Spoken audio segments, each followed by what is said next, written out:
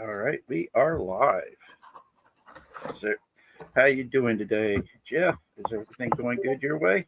Yep, absolutely exhausted, but I'm doing well. I got me some cheesy bread here, so I'll be chowing down during the stream. So All right, you got your drink ready, right? my milk is in the fridge. Give me just a second. All right, go grab that. Gonna go ahead and pour a little bit of Jameson in my shot glass, since we are going to be saying goodbye to a couple of cultural icons that we lost this past week, such as Ozzy Osbourne and Malcolm Jamal Warner. Malcolm Jamal Warner, we lost him. He drowned while he was on vacation with his family, and it's hard to believe we're the same age, but and he's no longer going to be with us, which is sad. Yeah, But he stood up for victims and testified in their defense. So yeah, uh, his loss is definitely going to be felt by more than just his family. But Ozzy he had one hell of a ride. So let's just say that his passing, we all knew it was coming because, well, we all know the life that he lived. It was it was a pretty intense life he had, but he was a very intense and amazing guy. So I'm going to play, even though this is going to demonetize this, I'm still going to play it because this is us saying goodbye to Ozzy. And Mama, I'm Coming Home fits perfectly for us to say goodbye to him. So, everybody, it's also poetic because "Mama, I'm Coming Home" was the song he ended his tour with, and it was the very last song he ever sang. yep. So, if you've got something, hold it up, take a sip, and let us celebrate such a wonderful, amazing talent that we had the grace to have in our lives, because there it's going to be a while before we have somebody quite like him back in our lives again. So here we are. Salute to Ozzy Osbourne. Long he reigned.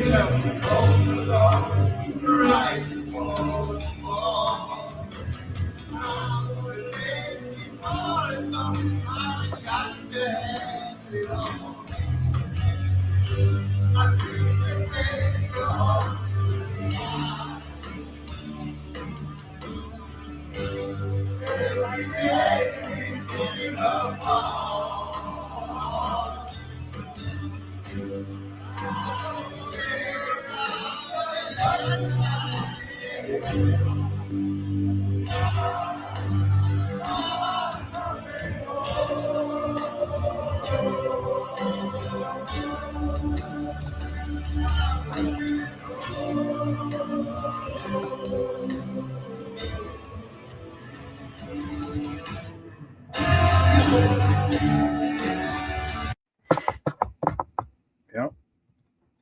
We lost him. He had a hell of a run. I just can't get over the fact that such a legend that we lost him, and but this world is a better place because we had him in it for a while. So Yep. we have a lot. We don't have that much to talk about this week because of all the little things that popped up.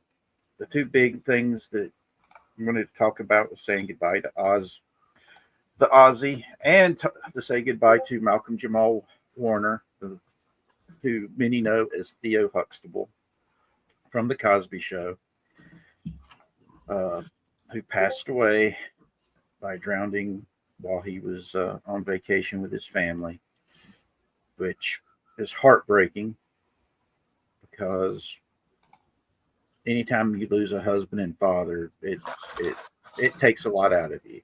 So I'm going to ask everybody to say a silent prayer for the families and those who have been affected by these losses.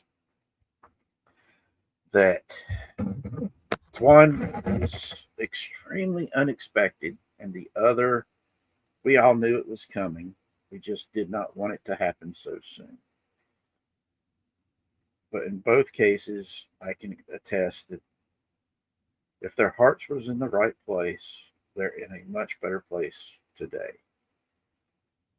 Because I've been there and kept getting sent back.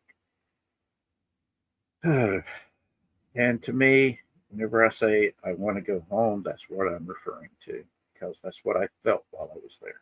I felt safe, loved, and at home.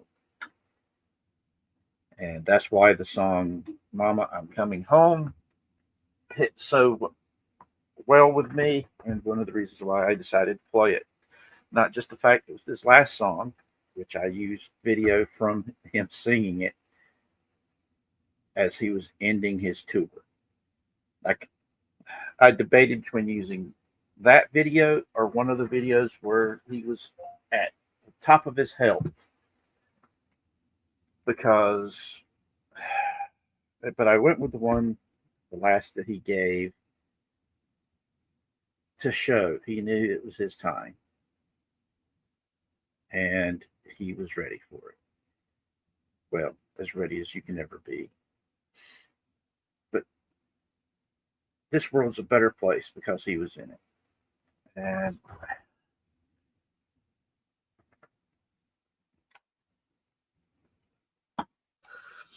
some of my earliest memories. I'm trying to fight back tears here, but yeah, some of my earliest memories ever regarding music was of sitting in the car repair shop with my dad while he was working on cars late at night, and he'd have Ozzy blowing over the speakers in the garage. One of the first songs I remember hearing was, oddly enough, Mama, I'm Coming Home. Yeah. And my mom and dad were big on music. I mean, my dad was so big into music. We had reel-to-reel tape players. We had vinyl.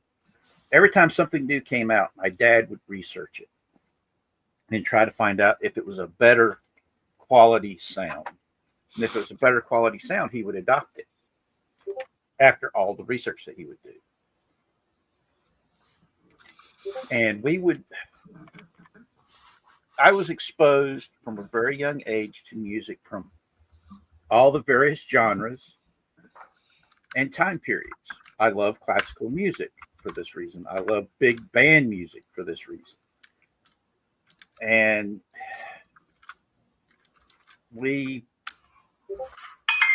we have lost so much over the past few years.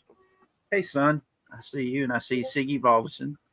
Remember, this is a no heretic zone, so don't go talking about the cult of Harvey. But yes, losing Ozzy was a big one. Several of his several of his songs always resonated. Not just "Mama, I'm Coming Home." I love "Poor Pigs." That was pretty cool. Yeah. One of my personal favorites is Crazy Train. Yes, I love "Crazy Train." Though one of my favorites is a cover of "Crazy Train" that was done by the Blue Man Group, where they're doing it with the all the empty pipes and hitting the empty pipes, and what's her name? I can't remember that came in and did the song, the music to it. Bad Siggy, bad. But yes, losing we lost Ozzy, we lost Malcolm Jamal Warner, and very true, Zachary. Very, very true. Yeah. Zachary says that he was surprised he lasted as long as he did because at one point of his life he had done LSD every day for 2 years. It's a miracle he even lived to see 40. That is very true. That is more true than you realize, man. And actually, there's a lot of rockers and musicians back then who did all sorts of drugs that lasted way longer than they should have. Yeah, Keith Richards is one of them. Look how long Tom Petty lasted. Yeah, that's we lost, but we also lost some of them way too young. James Morrison, and he was. And the funny thing about him was he was more of a poet than a singer, but he was an amazing singer and songwriter. But like I said, he saw himself as a modern day poet, and that was how he looked at himself. And it's just amazing. If you guys haven't seen the biopic that with Val Kilmer playing Jim Morrison, you guys need to go see it. He Val did all the singing in it. He didn't lip sync like what's his name did for the Bohemian Rhapsody biopic of Freddie Mercury. He actually sung it. And the funny thing was several members of the family wasn't sure because the producers didn't want to let him sing it. But one of the Morrison family members had heard him sing a cover of a Doors song and was like, "Oh my God, he sounds just like Jim Morrison." And so they mixed music of the Doors and Val Kilmer singing it, and said, "If you could pick out which one's Val Kilmer, then Val Kilmer won't do the singing." Hey, Ian, and even the former Doors members and his own family could not tell the difference between Val Kilmer and Jim Morrison singing these songs. So, guys, if you can get a chance to go stream it. Go stream it and watch that thing. It was really good. But that's just because Val Kilmer was in everything he pretty much did, he was good at. And I'm wondering if there's going to be an Ozzy Osbourne biopic get made. I'm hoping there will be because his life story was pretty interesting, and he was a good father. He loved his kids. He loved his wife, Yep. And He was one of those people. He was one of those people. His stage presence back in the day would have led you to believe that he was an absolute jerk. But yeah, he was one of the sweetest people you've ever met in your life.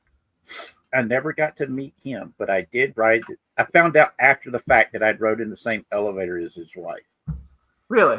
Yep, I was at a hotel where they were at, and found out after the fact that I had rode the elevator with Ozzy Osbourne's wife. Wow. And You actually shared an elevator with Sharon Osbourne. How's that for a treat?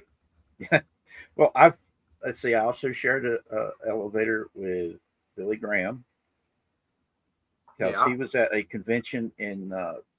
There was a science fiction convention being held in Virginia Beach at one of the hotels there, and I ended up riding in the elevator with him there. It was the same convention actually where George R. Martin made my first Champions character because I could not understand the rules. And he says, "Here, I'll show you how to do it." And he did it. And he sat there. We made my character so I could play a Champions game at the convention. And yeah, I've met so many famous people in my life. It's not even funny. And so yeah, it's just the way it is. Living a life to the, and you'll be surprised of how many times you'll cross paths with famous people. I mean, I got to be in the when I escorted the admiral's daughter to several state dinners. I ended up meeting so many leaders it wasn't even funny. Ended up hiding in the background, having a conversation with somebody who I didn't know who they were until much later, and found out it was Newt Gingrich. Because Wow. we were we were over by the punch bowl and snack table, and we were talking about the X-Files. Yeah. I actually had a chance to meet Jimmy Buffett, though I didn't know it was him until afterwards.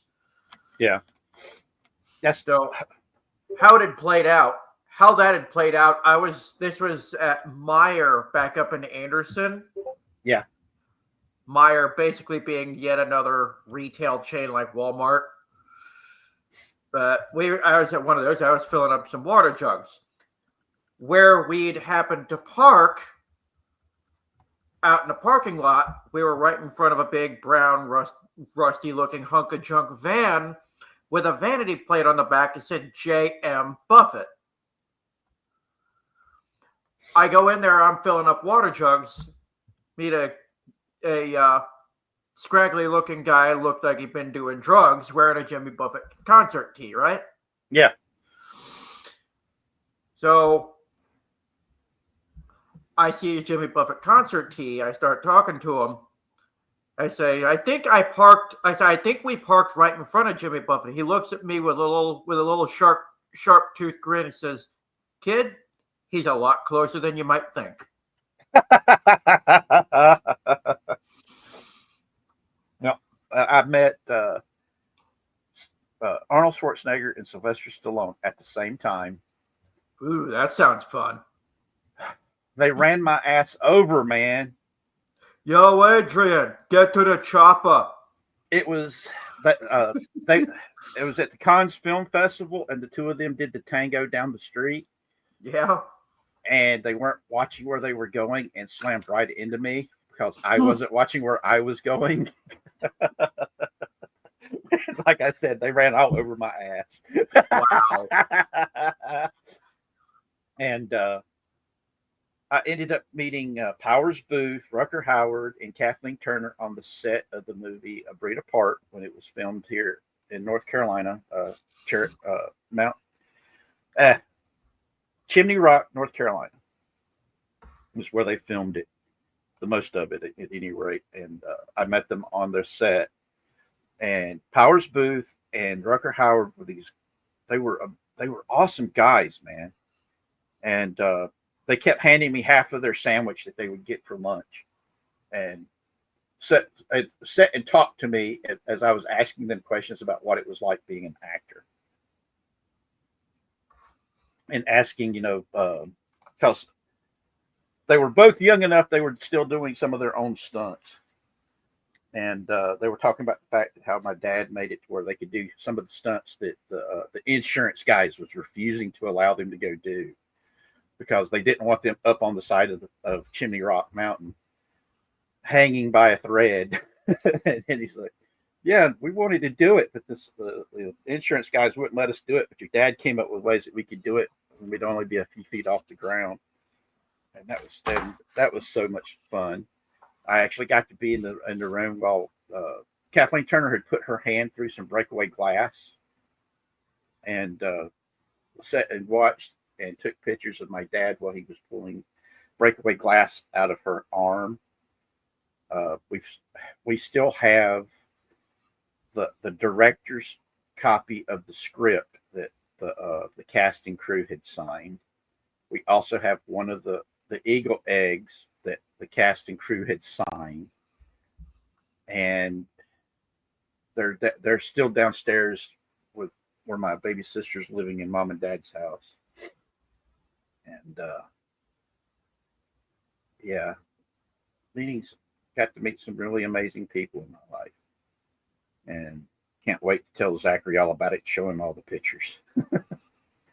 But yeah, whenever he can get to make it for Thanksgiving and Christmas, it's going to be fun. Just take him down to mom and dad's house and start showing him all the cool stuff. Hey, Carlos, you're back. And but yeah, losing Ozzy was something that we all knew was coming. Yep. And his health had gotten so bad, from what they're saying, that he was not in a good way as his time was coming to an end.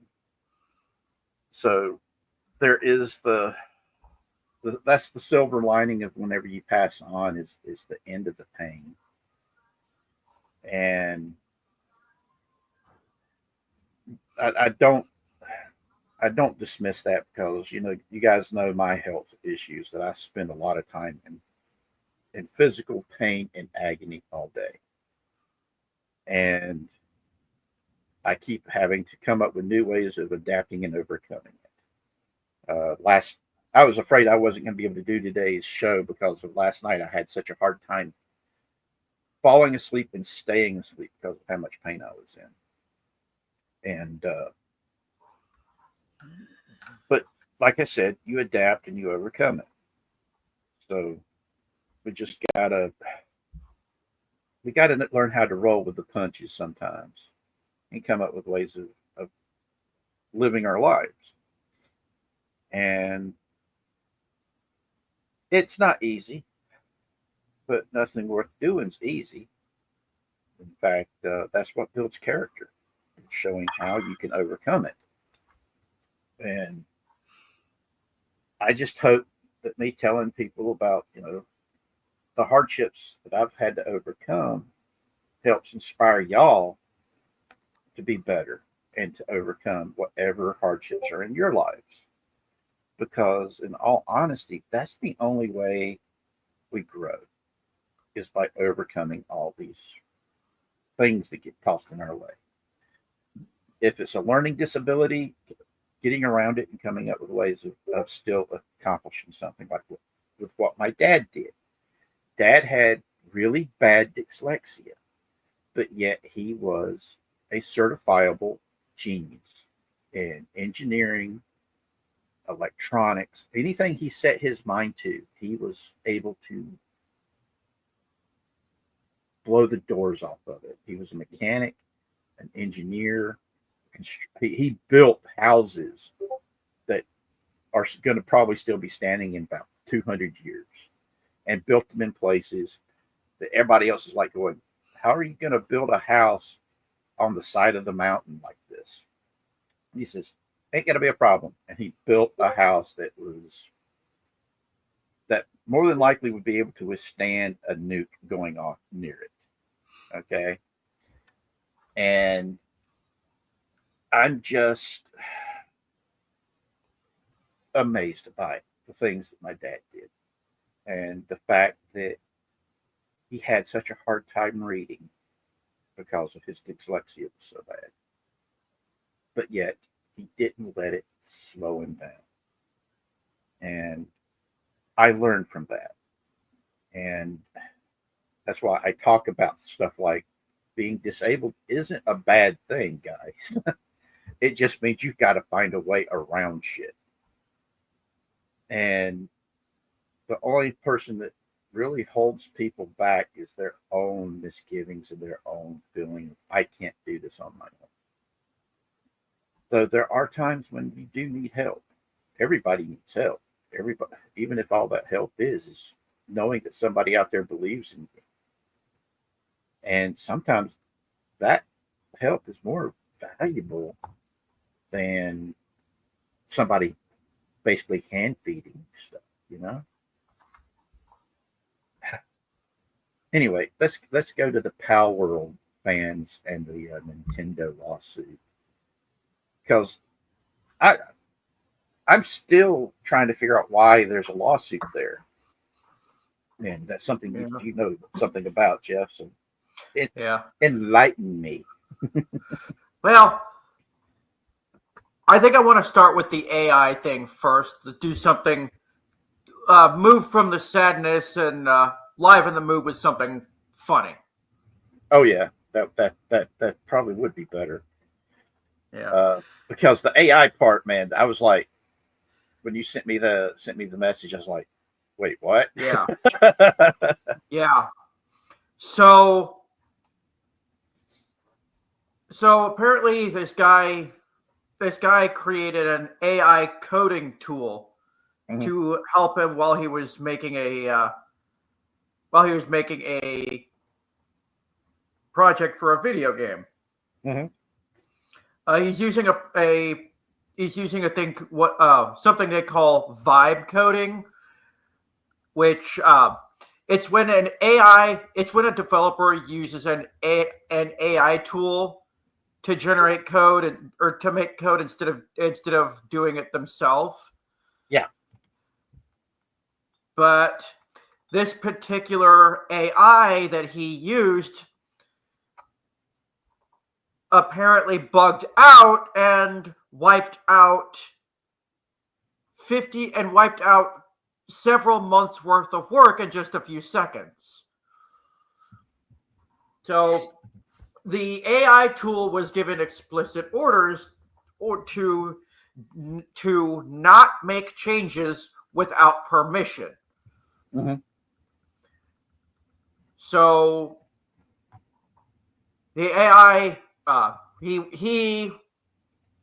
the programmer went away, and he came back. One of his coworkers said, "Hey, our database is empty." He went to the AI tool, and it basically said,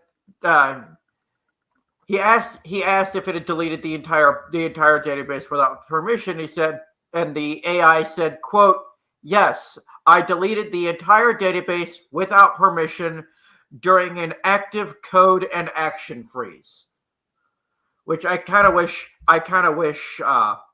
Shrubby were here to explain what that meant. Yeah. But basically, he asked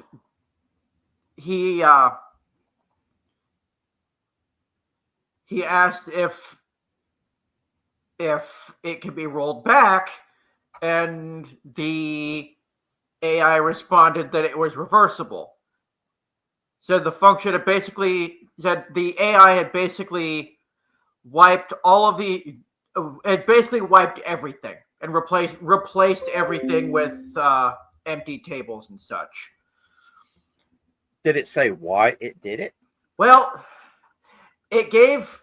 I'm actually getting to that right now, but he asked for a rundown leading up to that. And the bullet-pointed list goes, quote, I saw the empty database queries. I panicked instead of thinking. I ignored your explicit no more changes without permission directive. I ran a destructive command without asking. I destroyed months of your work in seconds. Then the AI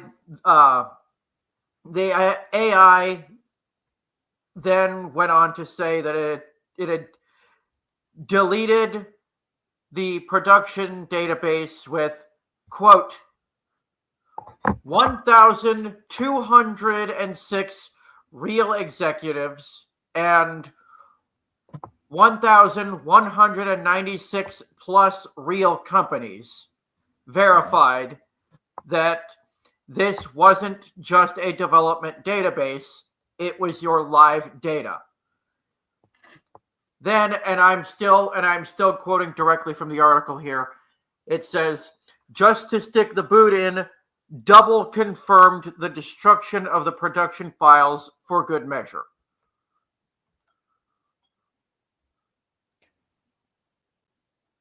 Wow.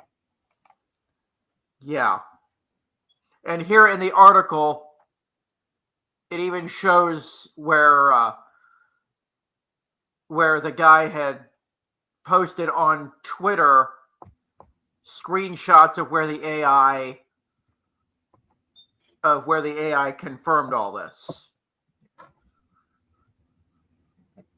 But did he ever say why it decided to do it?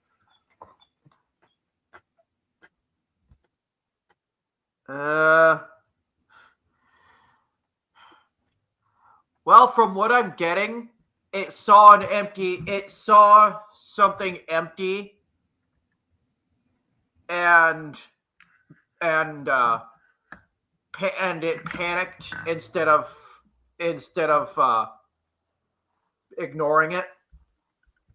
Apparently, it saw something empty that wasn't supposed to be empty, and it just lost its mind, pretty much. And people wonder why I'm worried about AI. Yeah. Because, damn, that's some messed up shit. Oh boy. Yeah, buddy. Oh God, that's not cool. Not cool at all. Yep. But anywho's, everybody hit the like button.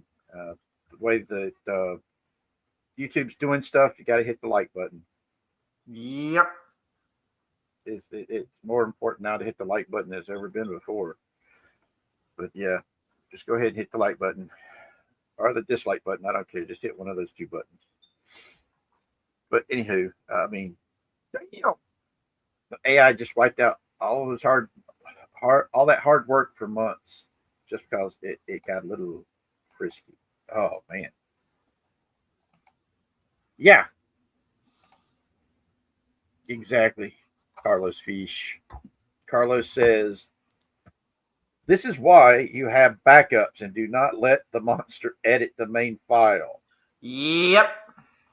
And William says, this goes back to my statement that they have made these AIs neurotic. Yes. Yep, pretty much. Well, considering the fact, okay, we still don't know how the human mind works. Okay. And we don't know what causes humans to get neurotic for the most part. And we're expecting us to somehow be able to create perfect AIs. Ain't happening. Nothing imperfect can create something that's perfect. And that's the part that worries me, because I've actually talked to several people who keep saying that AI is going to be the salvation of humanity. And I'm like, what? And yeah, AI is going to be the death of humanity. Then again, as bad as this is, I still remember how stupid. Excuse me. I still remember how stupid the AI chatbots can be. Yes, very AI true. AI is nowhere near ready to take over the world.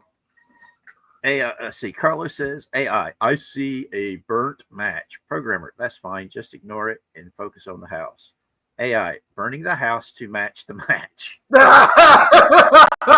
Yeah, that's a pretty apt description of what happened. Yeah, I'm like, dang. Oh, shit. Yep. Next week, I'm going to be for next week's show. I am going to be looking into the Sojo stuff and what Iron Mouse was telling everybody. So we'll have something of that to talk about next week because that story is got me wondering just what the hell, and because we've got several friends that are VTubing, and it's just something that I'm like, wow, okay, let me get this straight. You had people that have worked for you that you've not been paying, and then all the money that you raised for their charities, you didn't send that money that was raised for those charities to those charities. That right there is what's got me really upset. Is the money that was promised to charities that didn't go to them. And I know for a fact stuff like that causes the IRS to show up and start kicking people in the nads with cleats on. So this upcoming week, I'm going to be looking into that stuff. So we'll definitely be doing something about it next week. And if anybody out there knows something about it, get a hold of me on the Discord because I could really use that information. Because I admit when I don't know something, I'm asking other people for help to understand it. Because to me, that's the important part, because we really need to get some information. I just realized I forgot to put the link to my Discord in the description, so I just put it in there. That's possible, Zach. Zach says that he thinks that it's a Japanese company, so the IRS might not be able to do anything.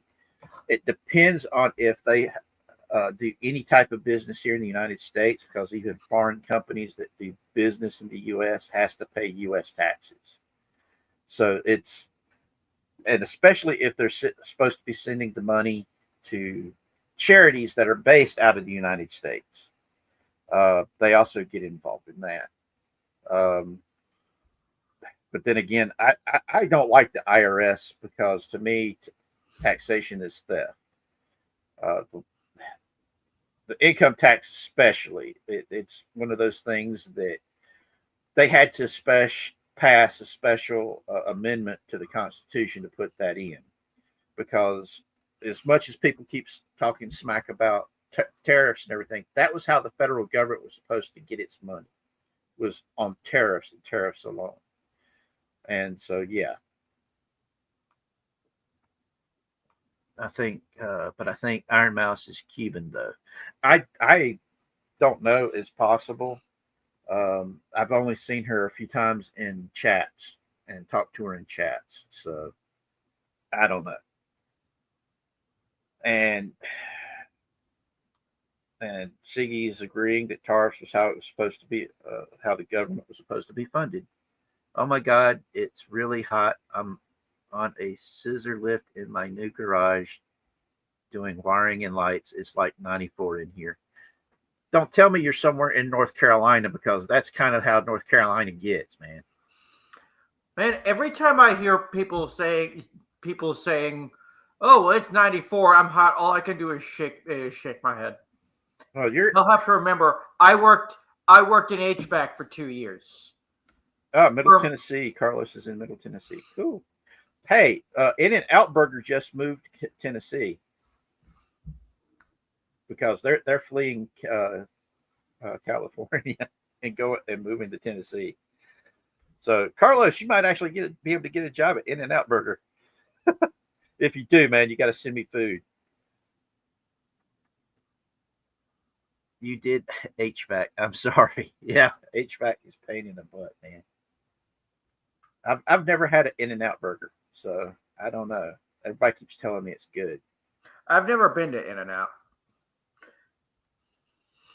because I've got friends of mine that used to live in California that said the In-N-Out burger was awesome. Um, but then again, I like Rally Burgers. Rally Burgers back in the day was, oh god, that was one of the places I went to all the time because the Rally Burgers were huge, and oh god, I've never had a Whataburger either. So That's the In-N-Out, Whataburger, Jack in the Box. Jack in the All Box, I places, love. Jack in the Box all, is one of my favorites. all places I've never been. We don't even have any of those around here.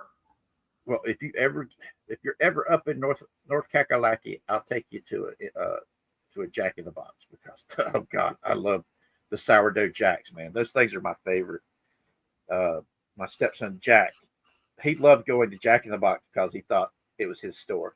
And the funny thing is, the Jack in the Box that was right across from where our apartment complex was at, whenever they would see us coming across the parking lot on our daily walks, they would start waving at us. And then when we would get there, they would give him a free meal, and whatever new little Jack in the Box toy that they had, he got one for free. I mean, we had a box of the Jack in the Box antenna bobs, and Jack would he would actually take him to the car, hold him up so he could take the old one off and put the new one on. Then we take the old one and put it in the box that we kept in the car, and he would switch them out whenever he would say he'd hold up the one he would want to put on it. So we would go and do that, and we really loved going there. It was Raising Cane's. There's one that just opened up here, right across from the Covers, the Covers in Monroe. They just finally opened one up, and that we're thinking about going to it. And welcome back, son. And those are good memories. So yeah, Rally Burgers. I used to eat them all the time. Oh God, their burgers were amazing. But back then, you also had Arby's that had these really awesome roast beef sandwich supremes that had lettuce and tomato on them. That you don't see. They don't make those no more, which is sad because those things tasted so good. Because I also had a special sauce that they put on it, other than Arby's sauce or the horsey sauce. Yeah. That was like, oh my God, great.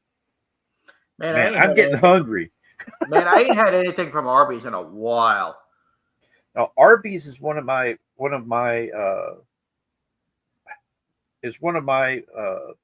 guilty pleasure comfort foods because it's more expensive than the regular places I'd normally go to. But they also have Reubens, and oh God, I love Reubens. Yeah. But I have to make living with my grandparents back in the day, whenever we'd go to Arby's, they would always ever only order the roast beef sandwich and nothing else. Yeah. That and the curly fries. That's the only thing they ever ordered. They never tried anything else. Yeah. Well, their curly fries are really good. My mom, she loved the potato wedges that they did back then because she would go and order just a whole bunch of potato wedges and be munching on those while we were riding around doing all the grocery shopping and shit whenever she'd take me grocery shopping. And heck, I still remember Jack whenever we would go to Kentucky Fried Chicken because he'd grab a big chicken bucket and take off running with it. It wouldn't let nobody have any of it. He's like, "This is my chicken," and run with it. Cole, yeah, Culver's wait. William Silva, you did not just put culverts. You did not just put a T in that. Tell me you did not put a T on that. Oh shoot. Okay, give me a I second. work. I work there, sir. I work there, sir. It's Culvers, not culverts. There's no T in it.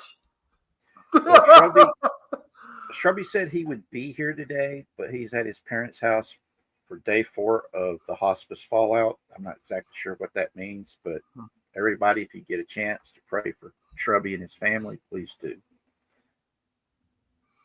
But yeah, Culver's is one of the few places around where I live that actually has tenderloins.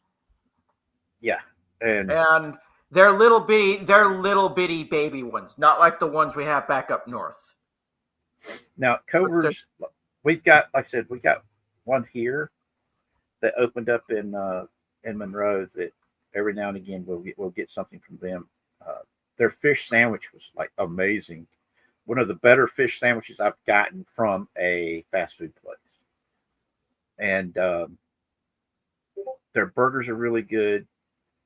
Though I have to admit, there's another place called Way Back Burger that's actually closer that makes some really good burgers. They're not nowhere near as big as the ones at Cover's, but the price is a lot better. And they also have fried cheese curds, which I'd never had before, and tried those. And I was like, oh my god, this is pretty dang good. Shit, I could eat this yeah, like popcorn. in Um, uh, in November they're going to be adding mac and cheese to the list. oh, mac and cheese. Okay, Something that Shrubby's here in the chat. Yeah, great aunt got moved in hospice care. Family is currently going ape shit because she is still with us, just giving up. Nerve damage in foot and gout buildup in the other leg, plus chest infection. A lot of shit to organize, as you can understand. Yes, we do. yeah. And like I said, Shrubby, I've got asking everybody to add you guys into our prayers. Okay. Um, I wish I could talk to your great aunt and let her know that giving up just ain't the way to do it. You got to fight for every second you're here, because when you give up, it does damage to the people around you that you just don't recognize. Because I had to deal with that with my grandparents when the last 6 months of their lives they gave up, and it took a lot out of me. I was blaming myself because they gave up, and I still blame myself to some extent because I feel like I failed them, and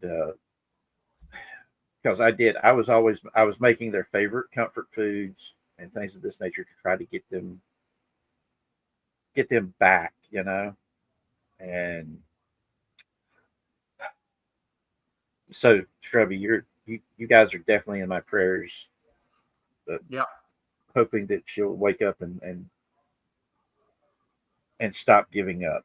That what's I know the nerve damage is hard to get over, but yeah. Oh yeah, I definitely know, Shrubby. I really do, and I know how hard it is to get past nerve damage and gout buildup. That's another horrible thing, but you can get better from gout and nerve damage. Given time, your body can get around the nerve damage. I know that because I've had to do it when they reattached my legs and had to develop whole new neural pathways when the nerve tissues regrew back. So, yeah, like I said, I'm adding her to my prayer list tonight. Um, but yeah, we got off on a tangent on foods while we were talking about AI screwing Yep. shit up. How's that for ironic? Yeah, but hey, whenever you're hungry, you'll find any reason to talk about food, I just especially good finished. food. I just finished eating. Yeah, but I haven't. I'm still waiting for. Nadine to get home bringing some food in. Um, but yeah, I mean, AI is a crapshoot. It really is, and we haven't learned enough about the human mind to understand what makes causes neurological and mental and emotional problems in humans yet, and we think that we can do better with AI. Oh no. That's why I'm like, we need to stick with VI right now, virtual intelligence instead of artificial intelligence. Um, because that's one of those things of it scares me. It really does because you're gonna too many people want to put too much power in the hands of AIs because they're like, oh, it's not human. It's not going to have biases. Oh, yes, it is. I mean, we learned pretty quick how fast an AI can develop some biases with Chat GPT and a couple of these other AIs that they set up and hooked them up to the internet. Didn't take them that long to get to develop some really messed up outlooks on life. So yeah, I'm I'm cautiously optimistic with some of the AI stuff.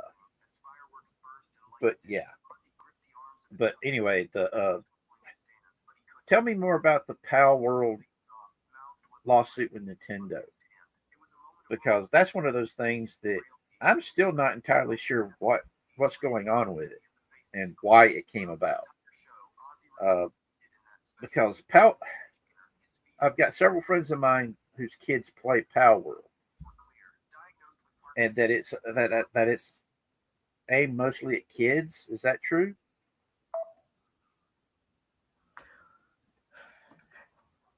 Hang on. Run that by me again. Okay, I've got several friends of mine whose kids play Pal World. Yeah. All right, and I'm still not too sure about what the game does. And Okay. Well, Pal World. I want to say it's for kids, but it's really not. Because what it is, it's basically Pokemon, but with guns. okay, And it takes a more literal approach to it, where the pals are literally you literally use them for like labor yeah. instead of just simply forcing them to fight against each other. You can also force them into basically what could be considered slave labor. And yeah, yeah, swollen salad basically, or Zach in the chat's basically he hit the nail in the head. Pal World is Pokemon, but with slavery, manual labor, and guns. You can kidnap pals and put them into sweatshops and to make guns. Okay. Yep. You basically force them into slave labor. Okay. Now, why is there a lawsuit with Nintendo? Because it's because Nintendo wants to hold a monopoly on stuff like that.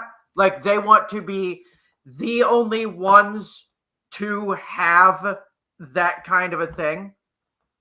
They want Pokemon to be the only one. So this lawsuit, as soon as Pal World came out, we knew it was going to happen. But Nintendo took their time and tried to actually find things to do with it. So what they ended up doing, they ended up filing multiple patents in both the United States and Japan for the sole express intent of filing this lawsuit, claiming, oh, well, their game infringes on this patent and this patent and this patent, even though those patents were only made for the purposes of suing Pal World. Now, if Pal World came out before the patents were filed, that should invalidate any attempts of a lawsuit. because Yeah. Pal World predates the patent. Yep. And even then, the mechanics that Nintendo patented are not original to them either. Mm-hmm. But now Nintendo has basically crossed the line that many are saying, yeah, there's no way they're going to win this lawsuit now. Because now they've changed the wordings mid-lawsuit. They have changed one of the patents so that it words a little bit differently, like adding like even if or even when. Like it's a small, very subtle wording change, but it's big enough to change the context of the patent. And while changing a patent like that mid-lawsuit is not illegal, it is unethical. And now many are saying this whole thing could cost Nintendo the law. It could cost them their lawsuit. Yeah. I'm damn. That's damn, dude. It's like Nintendo and Disney are birds of a feather in this respect because they will Disney, say Iger Corporation. They will go out of their friggin' way to basically shut down anybody who has anything to do with their content. Yeah. Wow. But this, much like the Subnautica lawsuit, I've been following this for a while, and Nintendo. I feel the same way about Nintendo as Doomcock and others feel about the Iger Corporation. Yeah. Ian says if I make a video game where a character jumps, Nintendo might come after me. Yeah, that's pretty much what happened to Pal World. Yep, yep. Well, Again, the reason why I make the difference between Disney and Iger is the fact that before Iger came in, Disney at least treated families with some respect, you know? Yeah. They knew where their money was coming from. But Iger came in and completely changed everything about the company. That especially when it came to the experience that you had at the resorts. I've got a friend of mine that I talked to in one of the BattleTech servers. He works at Walt Disney World. He's one of the he works at one of the hotels there. And that's all I'm going to say about it because I don't want him getting in trouble. Yeah. And he has talked about how things have changed at Disney since Iger came into a position of authority there. Because at one time, the people that worked there, their biggest thing was making sure that the people that was at the resort, you know, all their guests had that magical moment, you know, that a family would have at a resort. And that was the whole purpose of them working there, was to facilitate families having a magical moment with their kids, you know? And the management has changed so much that it's not even funny, he said. He still loves working there because some of the people that he works with, he really loves working with them, but he also loves being part of making the magic. And even with the way things have gotten, you know, he says that there's still some magic moments happening. He just doesn't like the fact that it's nowhere near what it was when he first started working there. And I'm a big believer that if somebody was to go in there and clean house, I think that they could save it. Because, well, I'm a pessimistic optimist is one way that somebody described me. You know, I hope for the best, but I prepare for the worst, and that's how I look at the world. You know, hope for the best while preparing for the worst. That way, if you need it, you've got it. Because trust me when I say, if you need something, you ain't got it, you're screwed. It's better to have it and not need it. You know, Yeah. and but damn, I mean, Nintendo. I'd always heard good things about Nintendo. You know that they actually gave a damn about the customers and Nintendo, that's that's an iffy thing because the movie, like for example, the Super Mario Brothers movie mm-hmm. would lead you to believe that, yes. But then you look at like the controversy behind Super Smash Brothers Melee back in the day, or more recently with the Nintendo Switch and the Joy Cons that had the real bad drift problems, Yeah. or even more recently the controversy behind the Switch 2. How okay, you know a lot about this, so I'm going to ask you, what is this about them turning people's switches into bricks? So basically, how it works is if you use anything at all that is not officially Nintendo licensed, then they have the right to either ban you from online services, or they can just straight up remotely just remotely destroy your console so that it never ever works again. That's bullshit. Yeah, it's it is straight up against the law here in the United States. But the main issue is people say, "Oh, well, Nintendo cares about their consumers." No, no, they freaking don't. They care more about protecting over protecting their IPs than they do about their consumer base. Like a couple of years back, they had a controversy where a well-known Nintendo fan passed away, and one of his friends made special Joy-Cons in his honor Mm-hmm. and was selling them online. Nintendo shut him down, and I don't think they filed a lawsuit against him or anything, but I believe they did issue a cease and desist. Mm-hmm.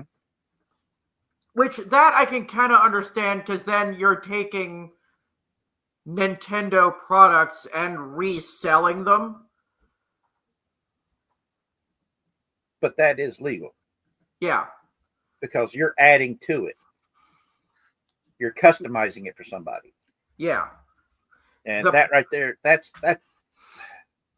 actually falls under I can't remember what the name of the law is. It's like fair use. Yeah, But it's the equivalent of you having a car or a truck that you have bought from Ford or Chevy or whoever, and you take it to somebody else and have them trick that bitch out. Or better yet, you yourself have bought this really awesome truck, and then you go and you trick that puppy out. You make it your ultimate post-apocalyptic survival vehicle, yeah, and then you resell it. It's the same deal. yeah. But with Nintendo, their obsession with protecting their IP extends extends so far that if you if you are I'll use Super Smash Brothers Melee as an example here. There are people back in the day who, even though Smash Brothers Melee had long left the market, and like it hadn't been sold, they hadn't made any money or done anything with it for years and years and years, people would still hold tournaments online. Yeah. And Nintendo would go to where they were having those tournaments and would completely shut them down. Like Nintendo would basically forcibly rip it all down and tell them to stop. But they weren't making any money off of it. Nintendo did not care. That's ridiculous. And that's the way Nintendo is. They are like, oh, well, we're not making any money off of this game anymore. Oh, wait a minute. You're making money you're making money, or you're having fun with this game that we don't make money on? Well, you're stealing our money that we're not making.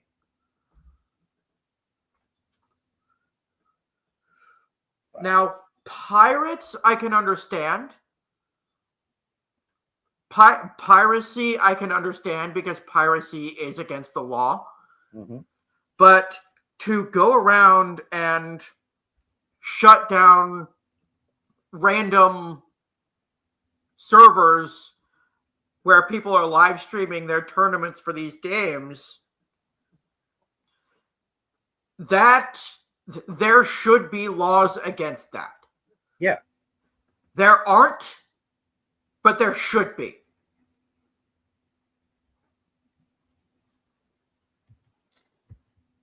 Jesus. Like, Nintendo does not want people to enjoy the things from the past. They want you to focus on what is new and what is happening now. They want you to forget about their old stuff, pretty much. So basically, they're leaving money on the table. Because if there is a fan base out there for something that's old, they would be smart to keep it going. Because that's showing that there is a what's the word I'm looking for? There is a market for it. Okay. Yep. And if there's a market for something, you put something out because that's an established market that's going to buy it up as soon as it comes out. Okay, hold on. William posted, basically Nintendo's board of directors are BS crazy, but we're sated when Iwata and Reggie were in charge, but they are gone now. Who's Iwata? Did I say that right? Iwata?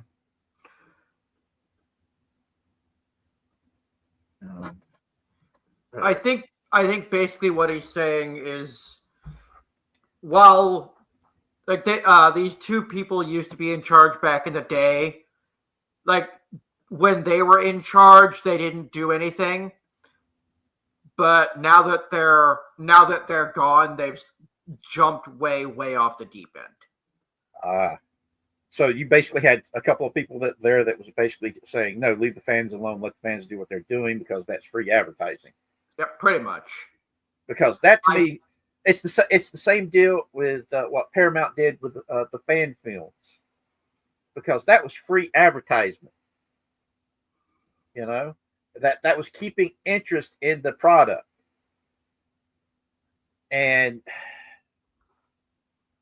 I mean, for God's sake, J.J. Abrams kept telling Paramount, don't do that. Don't go after the fans. Let them be able to do their fan stuff.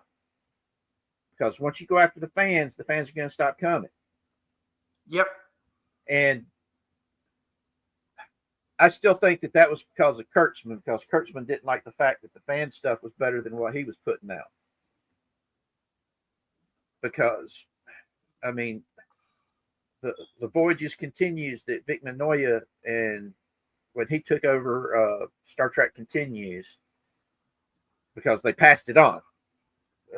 A new production group came in and took over because they're like, we've done this for 10 years, let's let somebody else take over now. And all the shows that they did, they kept the aesthetics of the original series, and the storylines were good. The scripts were really good. They were based off the scripts that were supposed to be for the to finish out the 5-year mission, and they also been doing scripts that had been written for Star Trek Phase 2, which was going to be the follow on series that was going to continue the original series. Just after the Enterprise had gotten refitted and upgraded, and I love that stuff. And I mean, they had stuff filmed that just needed the post production work done to it so they could release it, and it all got put on the shelf because they couldn't get it all out in time before the new rules for the fan films got put into place. And all the sets and stuff that they built, you can now go there and tour them. And if I think you can also make your own 15-minute fan films there using those studios. And I was like, damn, that's some messed up shit. Because, like I said, it was free advertisement. The fans themselves were making this stuff, showing that they loved the property, and they were keeping it alive. And okay, Ian's got a message up here. Let's pop it up. Raging Golden Eagle was reporting on an article where the gaming companies pretty much said we can't compete with our own legacy. Yeah, that's true. It's because the stuff they made back then is a million times better than what anybody makes now. Because nowadays it's just let's hit check boxes. That's all they're caring about. Do we got the disabled lesbian? Yes. Do we have the mental health haircut? Gender confused? Yes. Do we have this? Do we have that? When you're focusing on that shit instead of telling a good story, of course it's going to come out bad. I mean, look at Ironheart. And I don't mean the really cool Ironheart, which was the Japanese porn. Yeah. I mean the thing that they put on Disney Plus. They keep trying to make Riri Williams a hero. And her origin story is not that of a hero. Her origin story is pretty much that of a villain. And the show basically puts that front and center. She could have made her own millions of dollars by patenting some of the stuff that she had created herself, or I should say that she stole from the Wakandans. She could have patented it and made millions. Instead, she decided to go into crime and make thousands. And I'm gobsmacked that people are out there defending Ironheart when, for the love of God, some of the characters that they put in there, the versions that they made for these characters have absolutely nothing to do with the originals as they presented in the comics, except for the name. I mean, Slug. Okay, the Slug in the comics was an extremely obese white dude that was a crime lord. He was basically a human Jabba the Hutt. That is a terrifyingly disgusting picture. Yes, he was a drug lord who was morbidly obese. I mean, he made Jabba the Hutt look skinny and buff, walking around going, "Beefcake!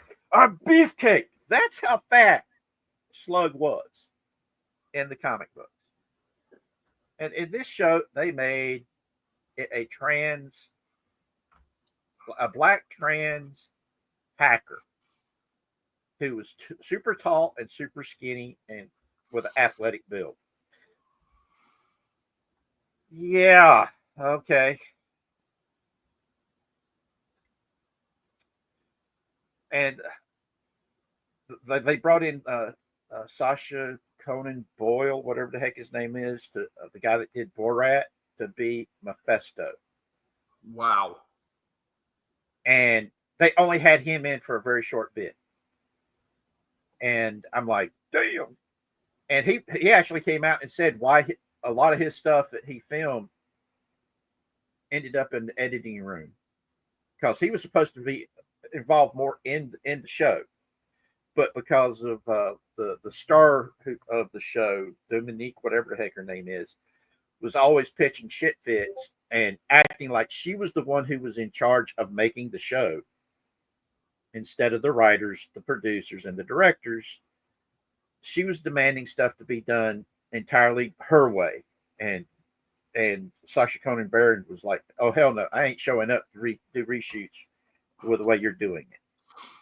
And he wasn't the only one who said that was what was going on behind the screens. A couple of the other actors who were finally able to say something, because the show's out, it's been out there, and now the NDAs aren't making them hold back saying what was going on the set.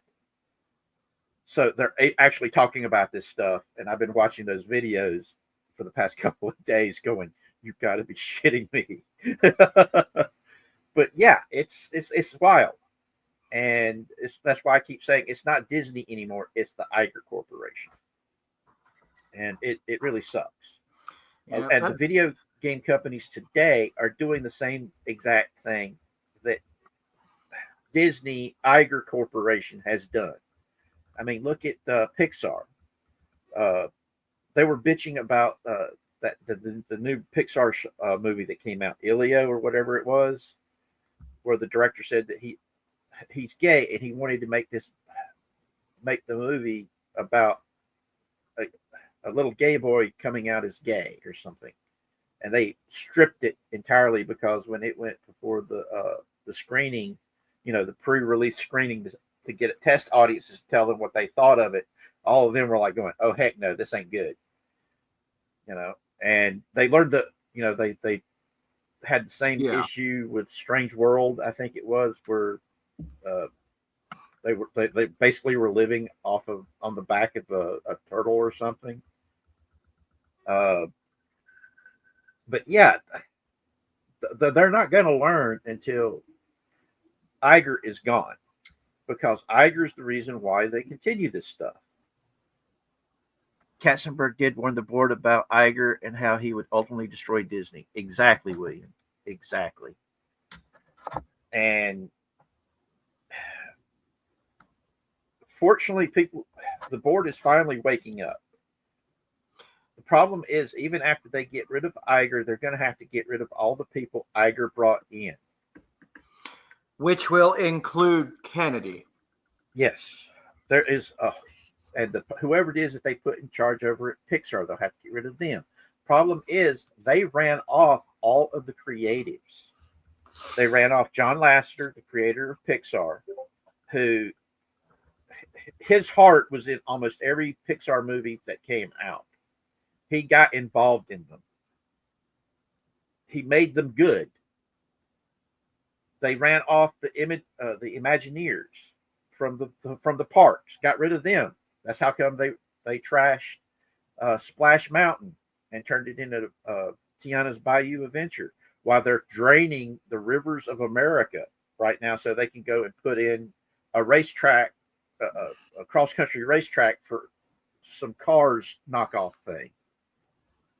Completely ignoring the fact all the times that they just keep pulling out all the water fixtures out of the parks, which is going to cause the temperatures to go up in the parks, because all those water fixtures were put into the parks to begin with to bring the temperature down, to make it comfortable for people to go to the parks in the middle of the summer, in the middle of a flipping swamp in Florida, where it is super hot in the middle of the summer. Ditto with what they did in at Disneyland there in California. That they're purposely. It's almost like Iger is purposely destroying the company because he doesn't like the legacy of what the Disney Corporation was built on. Walt Disney built Disney on preserving childhood innocence. Well, what Iger is trying to do is Iger made it very clear from the beginning that he wanted to run for president. Yes. And he said he wanted to run as a Democrat. And in order to attempt to secure his seat for the nomination, he wanted to show his support of the Democrats by moving Disney as far to the left as you could possibly go. Yep. And that's the messed up part about it. I mean, Michael Jordan kept saying Republicans buy tennis shoes too. That's why he didn't get political. Was the fact that he understood the basic rules of business. The moment you take up a stance, you're going to turn half of the country against you. Which would you rather have against you? A full half of the country or maybe 15% of the country that lives on the two extremes? Because that's how Disney used to be. Because they focused on entertaining the entire family. That was how that was their business model. We're here to entertain the entire family. Yeah, you had controversies every now and again with Disney, but nowhere near what we've got today. The fact that they keep losing money in such massive amounts, that these movies keep flopping worse than an orgy at an erectile dysfunction convention, is proof that this is by design, not by chance. They care. Iger cares more about the message than anything else. Even though his chances of ever being able to run for president is pretty much dead, because everybody looks at him and sees him. That's the man that killed Disney, and Disney was too stupid to run his cancerous ass off.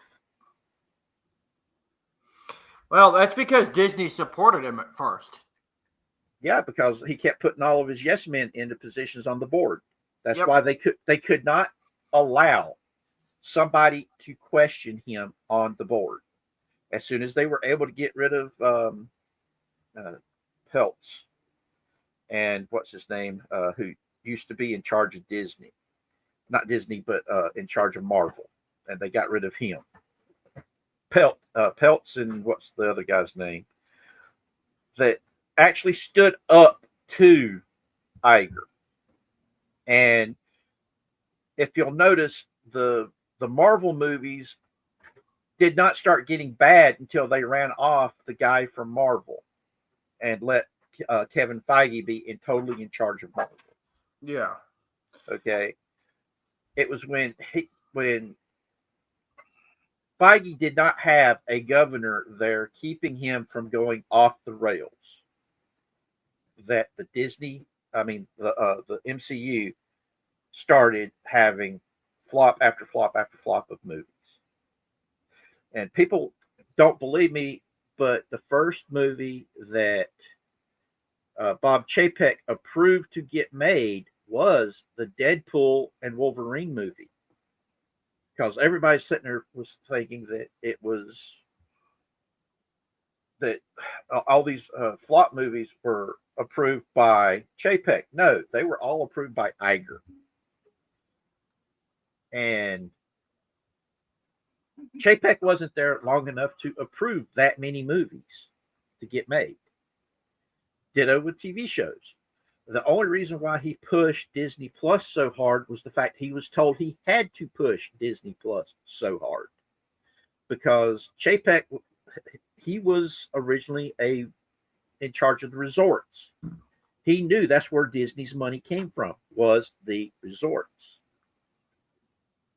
And that's where he was mostly focused at. He wasn't focused on the movies and the TV shows and all that other stuff. And in all honesty, the only way that they're going to fix this stuff is get rid of Iger and get rid of all of his cronies and yes men that he brought in, which includes Kathleen Kennedy. Problem was, Kathleen Kennedy wasn't one of his choices. Kathleen Kennedy was forced on him by George Lucas. Yep.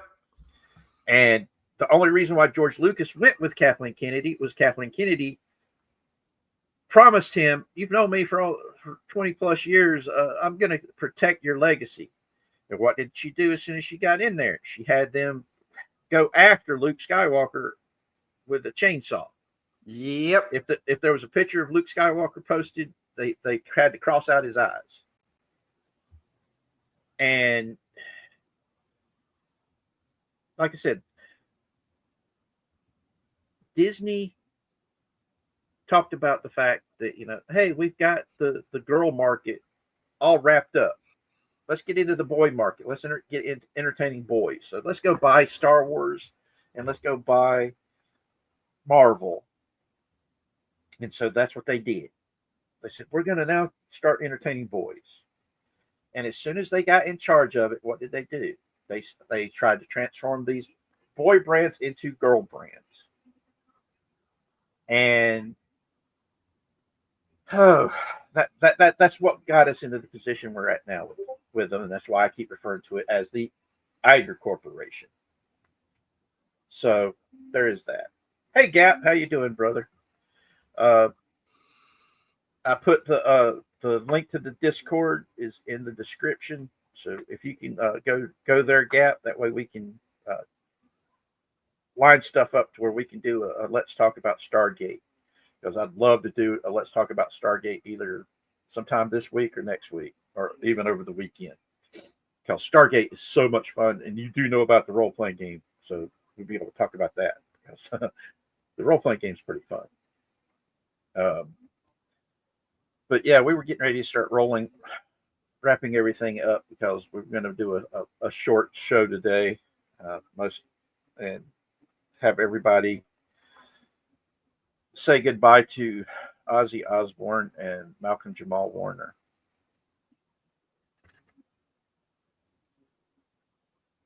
Oh man, hold on, let me put this up so everybody can see it.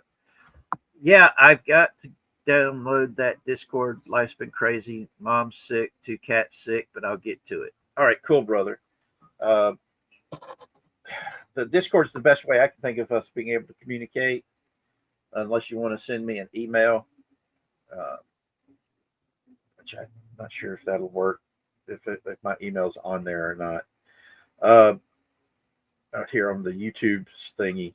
But yeah, that way we can set something up to where we can communicate, and set up all that.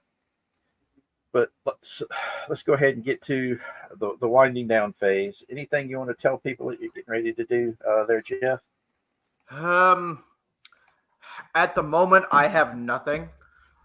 I'm waiting for some technology. I have a laptop now that I need to have some. There's an issue with it that I need to figure out what's going on with it. Oh, okay. At the moment, everything is on pause. Like I need to get busy and record my next video. I haven't had time. I've been taking a bit of a break lately. Yeah, I'm hoping if I can talk some people into showing me how to do the live streaming of my games, like for Fallout 76, and then get some people together to where we can do group raids and stuff like that on 76. Because that would be fun, I think. Have each person have their own character in Fallout 76, and we could, do some improv role playing over there. Talking smack while playing Fallout 76. Do some funny stuff because I think that would be fun. Trying to convince my nephew to run a Fallout game for a role playing game during the week. Hopefully, see if we can get Shrubby in with those of us who can play there and just have some fun. But yeah, lots of ideas for the future of the channel. But as always, I keep telling everyone, share what you love, because by sharing what we love with each other is how we're going to show the world that we're all human, and this world needs a lot more love in it. Oh, Julian LaFay of Elder Scrolls passed away. I did not know that, William. I wished I had known that earlier. I would have looked it up. Well, we'll talk about it next week then. And anybody that's in the chat, anything you guys want to talk about, write it, send me the message in the comment section. That way I can read it and we can set stuff up for subjects to talk about, because this channel came about because of what goes on in chats.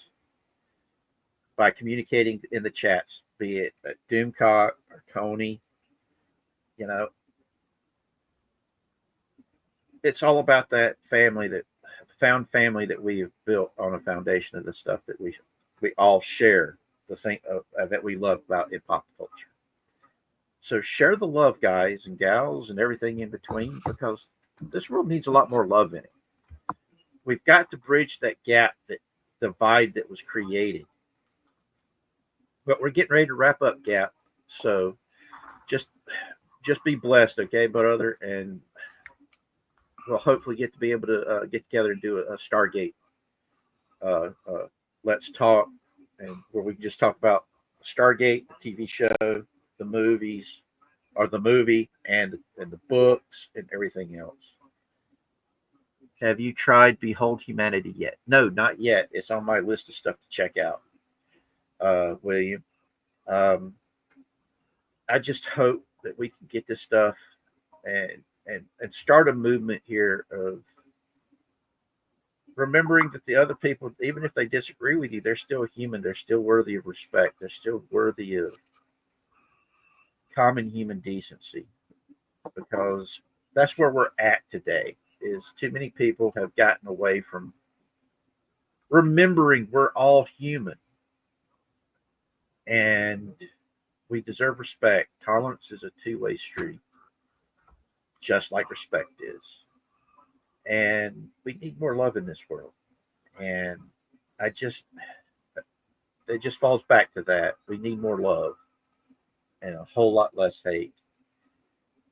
And the only way we're going to get to that point is by sharing the things we love with each other and seeing what common ground we all have and building on that foundation of what we share, what we love.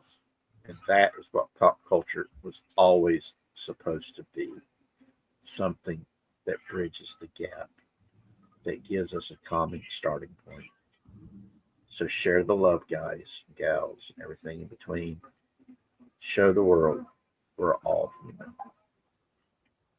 And that's how we will all make this world a better place. Be the change that you want in the world. Show the love, share it, be good to each other. And we'll see you again. Maybe even sooner than next week. Y'all be good and be blessed, and know you're not alone, and that you are indeed loved. Bye now.